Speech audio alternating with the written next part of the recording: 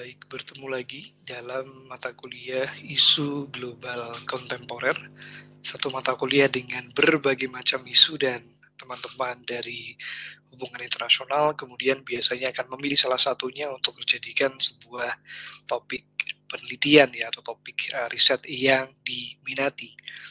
Kali ini dalam pertemuan ini kita akan membahas satu isu yang cukup menarik dan ini yang paling penting juga adalah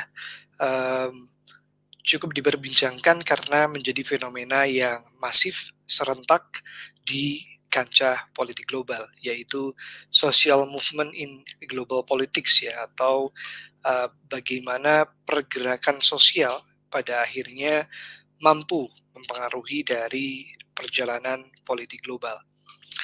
Di bahasan social movement in global politics ini ada beberapa outline, beberapa pokok bahasan yang akan kita bahas untuk melengkapi pemahaman teman-teman.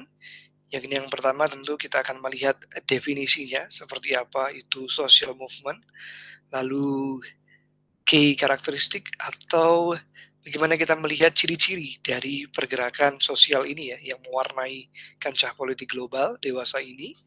Kemudian recent trends, fenomena baru, fakta baru, apa yang terjadi, kemudian karena kita tahu social movement ini seperti sebuah tren, seperti sebuah gelombang yang kadang naik turun ya, sehingga akhirnya kita bisa menebak trennya seperti apa, kondisi realnya seperti apa dari pergerakan sosial itu sendiri. Lalu akan dilengkapi dengan case studies, dengan studi kasus untuk mengetahui bagaimana teman-teman memahami kaitannya dengan social movement ini dan ada kesimpulan ya di bagian akhir.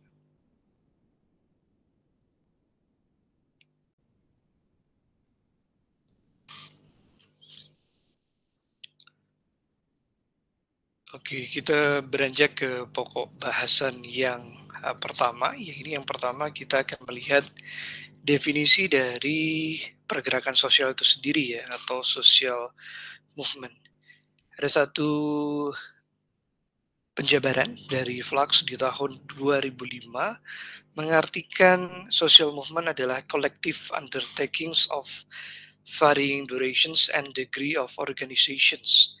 Jadi satu upaya kolektif yang ada parameter durasinya ya, lalu kemudian besar dan kecilnya pengorganisasian massa yang langsung berhubungan dengan perubahan secara sistemik ya, directed toward systemic change. Jadi satu kegiatan upaya kolektif yang parameternya dapat dilihat melalui durasinya, panjangnya sejauh mana, apakah per bulan, per tahun, atau bahkan per periode begitu, dengan jumlah pengorganisasian massanya ya, seberapa banyak jumlah partisipannya yang langsung berhubungan dengan perubahan secara sistemik ya. Ini nanti kita akan bahas secara lebih jauh ya di ciri-ciri atau key karakteristik dari social movement itu sendiri.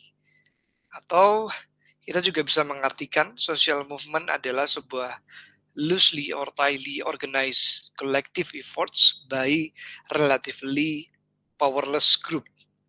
Jadi satu pergerakan upaya kolektif ya, upaya bersama yang melibatkan kelompok yang tanpa kekuatan, tapi akhirnya dengan bersatu, dengan bersama-sama akhirnya mampu mempengaruhi ya, affect social or political change, mampu mempengaruhi ranah sosial dan juga politik, merubah kondisinya di bagian sosial dan politik, gimana atau bagaimana mereka sebenarnya tidak termasuk ke dalam sistem ya, operating outside of institutionalized political channels, atau mereka yang ikut ke dalam social movement ini itu tidak masuk ke dalam sistem politik gitu, berarti berada benar-benar di luar dari jalur politik. Jadi dapat diartikan ya, kalau kita simpulkan, social movement ini adalah salah satu bentuk pergerakan secara bersama-sama, secara kolektif yang biasanya latar belakang dari gerakannya, manusianya yang ikut di sana relatively tidak punya kekuatan, powerless group, tapi dengan bersama-sama dengan jumlah massa yang terorganisir pada akhirnya mampu memberikan perubahan sistemik yang dilakukan melalui jalur di luar dari political channels ya, atau jalur-jalur politik. Nah, dari sini kita bisa melihat bahwa ada satu upaya ya, ini dapat dikatakan upaya alternatif atau bisa dikatakan juga ini adalah salah satu pergerakan yang meminjam pendekatan konstruktivisme ya di HI, bagaimana ide, bagaimana struktur sosial itu dapat dikonstruksi dengan adanya upaya secara terus-menerus ya, yang saya kira dekat juga dengan social movement yang dapat dilakukan secara terus-menerus. Oke. Lalu kita melihat ke bagian karakteristik ya, key characteristic of social movement, tentang ciri-ciri dari perubahan sosial yang dilakukan oleh kelompok sosial ini seperti apa, begitu kan, kita akan lihat. Yang pertama, ciri-ciri dari kelompok sosial atau pergerakan sosial ya, social movement ini adalah operate primarily outside institutional political system. Jadi tadi sudah diutarakan bahwa mereka bergerak, berjalan, berada di luar institusi politik atau di luar dari sistem politik. Jadi benar-benar mereka adalah masyarakat sipil yang bergerak tanpa ada upaya-upaya politik sebelumnya. Lalu yang kedua, ciri-ciri dari social movement ini adalah rise due to a group exclusion from a normal institution political channel. Berkembang, lahir karena ada diskriminasi gitu ya, ada diskriminasi biasanya, kemudian ada penyampingan dari pihak-pihak yang berada di political channels atau di institutional political channels di organisasi yang bergerak di bidang politik ya, atau mereka yang dalam hal ini menjalankan sistem politik. Jadi biasanya ada upaya diskriminasi, ada upaya perbedaan sikap, ada upaya peminggiran terhadap mereka-mereka yang ikut social movement ini oleh mereka yang duduk atau mereka yang punya wewenang, punya upaya untuk menjalankan sistem politik.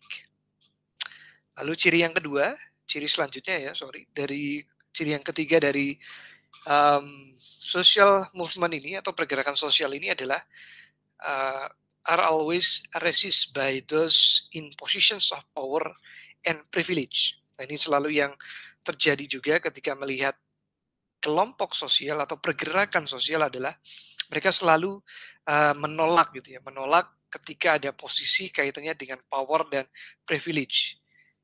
Gitu. Jadi mereka selalu berusaha untuk kemudian ada kekuatan yang disalahgunakan atau privilege, keuntungan yang disalahgunakan untuk kepentingan pribadi, bukan kepentingan bersama, kepentingan khalayak ramai. Biasanya mereka akan kemudian mengorganisir dan timbul benih-benih adanya pergerakan sosial. Jadi ciri yang ketiga dari pergerakan sosial adalah adanya penyelewengan dari penggunaan power dan privilege, sehingga akhirnya muncul perlawanan di sana. Ada upaya resistance ya di sana. Nah, selain itu dapat kita lihat juga ciri-ciri dari social movement ini atau pergerakan sosial ini dari cara kerjanya, method of work. Jadi ada yang berupaya secara peaceful, secara damai ya, aksi unjuk rasa, turun ke jalan, aksi diam di depan kantor pemerintahan atau di alun-alun begitu. Atau ada sebaliknya yang cukup keras juga ya dengan violence movement ketika ada upaya pendudukan ya ke kantor pemerintahan secara paksa ataupun dengan upaya-upaya yang melibatkan kekerasan. Itu. Key karakteristik dari social movement juga dapat dilihat dari bagaimana pergerakan sosial itu bekerja. Lalu ciri-ciri yang lain dapat kita lihat dari parameter jangkauannya, range dari pergerakan sosial. Ada pergerakan sosial secara global dan secara lokal. Nah, disinilah kemudian dapat kita garis bawahi kenapa isu pergerakan sosial bisa masuk ke dalam ranah ilmu hubungan internasional ataupun pada akhirnya berdampak pada perkembangan dari sistem politik internasional gitu.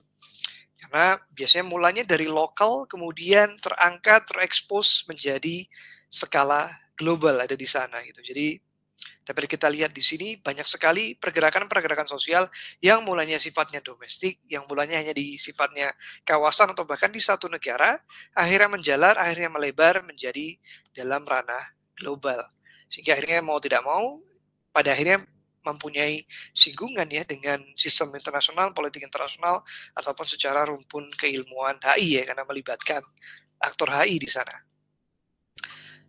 Setelah kita mengetahui kaitannya dengan karakteristiknya dari pergerakan sosial, kita akan coba melihat recent trends atau bagaimana fakta terbaru dari social movement ini.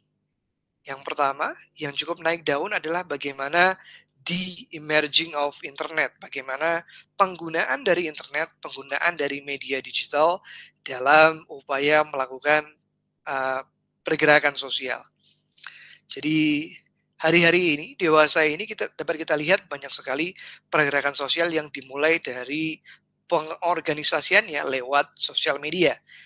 Yang paling masif adalah Twitter ya, di mana dalam Twitter atau di lini masa Twitter seringkali kita menemukan satu isu itu digoreng, satu isu itu dibahas, kemudian dari bahasan yang terjadi di lini masa kemudian realkan atau dibuat dalam bentuk nyatanya melalui bentuk pergerakan sosial, sehingga akhirnya seringkali menjadi salah satu bentuk alat revolusi ini ya, Twitter ya, seperti yang ada di gambar, bagaimana alat revolusi bukan lagi persenjataan ya seperti AK-47, tapi kini menjadi satu bentuk dari media sosial ya.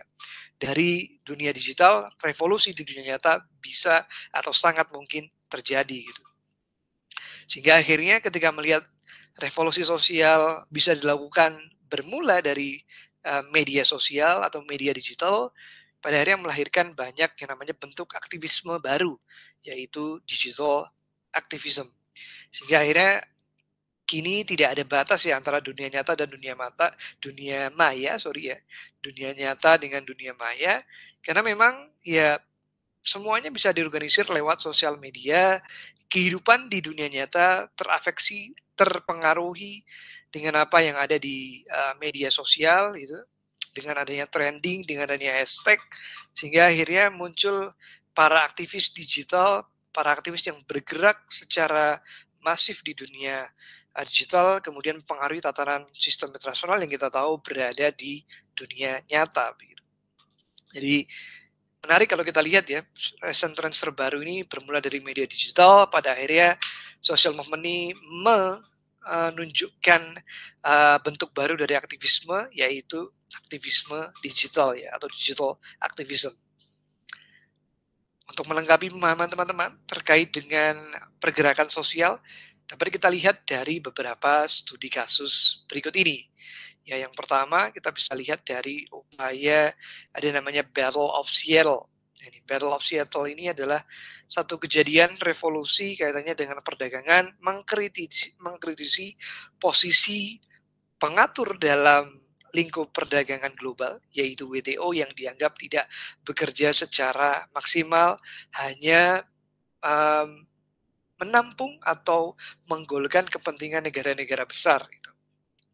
Akhirnya kejadian ketika satu konferensi WTO di Seattle, terjadi satu upaya unjuk rasa pergerakan sosial untuk menentang WTO dan mengharapkan adanya revolusi di dalam tubuh WTO itu sendiri sebagai pengadil ya di dalam kancah perdagangan bebas secara global. Ada Battle of Seattle yang cukup terkenal dan ada film dokumenternya ini ya berbicara tentang Battle of Seattle. Menarik kalau teman-teman bisa lihat isunya di sana seputar perdagangan. Lalu kembali masih di ranah Amerika ya, terjadi ada namanya Occupy Wall Street. Ini adalah bentuk nyata dari apa yang terjadi di dunia maya kemudian berimbas kepada dunia nyata ya. Wall Street, salah satu bursa efek yang ada di Amerika Serikat, collapse gitu ya, collapse karena memberikan satu efek yang sangat luar biasa terhadap perekonomian Amerika Serikat. Ketika Wall Street, bursa efek ini collapse, dampaknya adalah orang-orang yang tidak punya penghasilan secara cukup ataupun pekerjaan-pekerjaan kasar terdampak dengan mereka tidak bisa punya lagi pekerjaan yang sehari-hari mereka kerjakan, ataupun hunian ya, hunian yang mereka selama ini tinggal akhirnya tidak bisa untuk melakukan pembayaran terkait dengan hunian yang mereka cicil ya, sebagai bentuk mereka adalah pekerja menengah ke bawah. Dan akhirnya terjadilah satu bentuk pergerakan dari hashtag Occupy Wall Street, pendudukan Wall Street, hingga akhirnya cukup menjadi trending ya, Occupy Wall Street ini, bentuk nyata dari dunia maya ke dunia digital. Dan kita lihat juga dunia maya ke dunia nyata ya. Dan kita lihat juga dari apa yang terjadi di student protest di UK, ini menarik juga ya, dan saya juga jumpai ketika berada di UK, ketika sekolah di UK, ada upaya student protest ya, upaya protes kaitannya dengan edukasi, dengan pendidikan, karena kita tahu pendidikan di UK adalah suatu pendidikan dengan tingkat mutu kualitas yang tinggi, dan seringkali ketika ada penurunan kualitas, ketika ada harga atau biaya masuknya ya, dalam hal ini biaya masuknya untuk bisa mendapatkan pendidikan yang layak dirasa dirasa begitu mahal. Lalu kemudian ada namanya strike atau student protest di UK ini, dan ini menjadi satu hal yang cukup jamak ya, ketika ada ketidakadilan di dalam akses pendidikan di UK terutama, itu kemudian para mahasiswa atau even para dosen kemudian turun ke jalan ya, untuk memberikan satu bentuk aspirasi mereka ke khalayak ramai. Kemudian ada umbrella movement ini ya, pergerakan dengan payung ya. Ini ramai di Hong Kong ketika ada upaya pemberlakuan hukum yang diskriminatif dari Tiongkok ya, dan upaya Tiongkok untuk kemudian mengakui Hong Kong sebagai salah satu wilayahnya ya, termasuk dalam wilayah Tiongkok. Dan akhirnya para aktivis Hong Kong ini atau para rakyat Hong Kong turun ke jalan menyimbolkan diri dengan pergerakannya melalui payung. Dilakukan oleh seorang yang masih muda ya, relatif muda. Waktu itu masih remaja ya, umurnya 14-15 tahun. Ada nama Joshua Wong yang akhirnya menarik dan membuat satu tren baru ya di dalam pergerakan sosial ini atau upaya social movement ini, adalah bagaimana keterlibatan youth, keterlibatan pemuda di dalam pemerakarsan dari pergerakan sosial. Diawali oleh Joshua Wong ini ya, dari Umbrella Movement, kemudian trennya ke belakang jadi makin banyak pemuda-pemuda yang turun ke jalan ikut ke dalam upaya social movement. Nah, bagaimana ini kita kritisi ya, kenapa banyak pemuda? Mungkin nanti kita akan bisa lihat di video referensinya tentang bagaimana tren pemuda yang ikut ke dalam social movement ya. Diawali dari apa yang terjadi di Hong Kong ini. Dan kemudian ada reformasi 98, saya rasa ini sudah sangat familiar di benak teman-teman ya, karena memang reformasi 98 ini salah satu yang cukup berhasil juga menggulingkan pemerintah pada waktu itu di negara kita, dan diawali oleh pergerakan sosial yang hadir ke gedung MPR DPR ya, untuk memberikan tiga tuntutan ya yang terekam dalam Tritura, 3 tuntutan rakyat, dan akhirnya berhasil menjadi salah satu bentuk bagaimana social movement mampu menggoyang tatanan pemerintahan. Lalu setelah kita mengetahui dari beberapa contoh pergerakan social movement, kini kita akan mencoba melihat kesimpulannya, seperti apa ke depannya dari pergerakan sosial ini di dalam kancah politik global ataupun di dalam ranah ilmu HI. Yang pertama, social movement have long shaped global politics and will continue to do so. Jadi perkembangan dari politik global itu juga salah satunya andil dari kelompok sosial ini atau pergerakan sosial ini. Sehingga akhirnya ke depannya akan terus tetap akan diwarnai oleh kemunculan mereka ya di dalam upaya membangun politik global atau dinamika politik global. Apalagi tadi ada penggunaan media sosial makin membuat ke depannya banyak sekali pergerakan sosial mampu mewarnai, mempengaruhi percaturan politik global.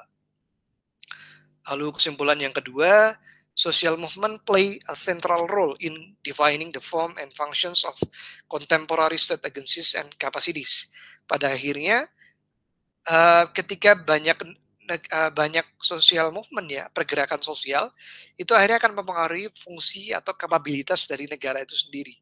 Ketika makin banyak social movement, dibuka ruang-ruang adanya social movement ini membuat negara pada akhirnya terus berkembang. Jadi ini semacam upaya pengembangan juga ya, dari kaitannya dengan partisipasi politik dan juga terhadap kemampuan negara. Dan akhirnya juga kalau kita berbicara dari kacamata sudut pandang HI, posisi negara tidak lagi dominan sebagai aktor HI. Ada aktor-aktor lain, individu yang berserikat misalnya selain perusahaan ataupun NGO ya, sehingga akhirnya mewarnai dari dominasi aktor HI yang selama ini berada di tampuk negara, akhirnya bisa bergeser gitu ya, tidak melulu dominasi negara. Dan kesimpulan yang ketiga yang bisa kita lihat kaitannya dengan social movement ini adalah social movement can help us to see an issue as political where it was previously seen as uncontentious. Jadi pergerakan sosial ini mampu membantu kita sebagai penstudi, sebagai pemerhati politik atau studi HI bahwa kita bisa melihat isu yang sebelumnya tidak terbayangkan menjadi isu politis, isu yang mempengaruhi kepentingan khalayak banyak, akhirnya jadi membuat kita merasa oh isu ini adalah isu yang penting dituntaskan lewat pergerakan politik, lewat hal-hal yang sifatnya dekat dengan politik yang tidak lagi dapat dipisahkan dengan kepentingan untuk khalayak ramai. Sehingga akhirnya ya bukan satu hal yang mustahil begitu ya. Beberapa isu kemarin sudah sempat kita bahas juga seperti isu kesehatan, kenapa juga politis gitu ya. Kenapa isu lingkungan pada akhirnya menjadi isu politis. Itu juga salah satunya andil dari pergerakan sosial yang menyadarkan kita bahwa isu ini adalah isu politikal, isu yang berkaitan dengan kepentingan banyak, dan akhirnya membuat para pemangku kebijakan mau tidak mau harus turun menyelesaikan atau mengatur ini sedemikian rupa. Jadi itu teman-teman yang dapat saya sampaikan untuk topik kita hari ini, yaitu pergerakan sosial dalam politik global. Silakan teman-teman refleksikan ataupun teman-teman ada tanggapan, silakan untuk dibubuhkan dalam folder terkait ataupun pertanyaan juga boleh. Nantinya kita akan coba melihat ya bahwa politik global salah satunya dibangun oleh aktifnya pergerakan sosial ini yang akhirnya membuat para aktor-aktor HI yang lain seperti negara ataupun perusahaan, NGO pada akhirnya menaruh perhatian terhadap sebuah isu. Saya akhiri untuk tema topik kita pada hari ini. Sehat selalu dan Assalamualaikum warahmatullahi wabarakatuh.